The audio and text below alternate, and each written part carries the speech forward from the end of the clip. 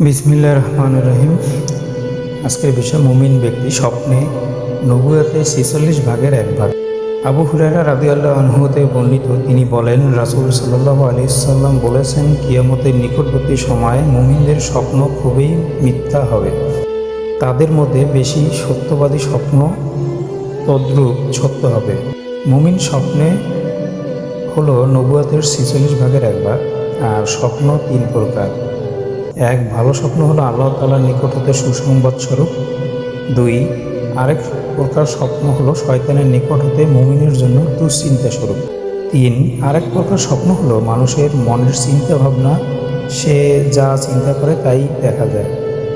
অতএব তোমাদের কেউ যদি অপছন্দনীয় স্বপ্ন দেখে, তাহলে সে যেন উঠে যায় এবং বাম দিকে থুতু ফেলে এবং তা লোকের নিকট না বলে।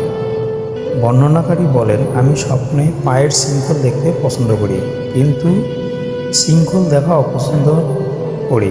শিকলের তাৎপর্য হলো ধর্মের উপর স্থিতিশীল। সহিহ বুখারী। এই সকল হাদিসের ভিডিও পেতে আমার চ্যানেলটি সাবস্ক্রাইব করুন।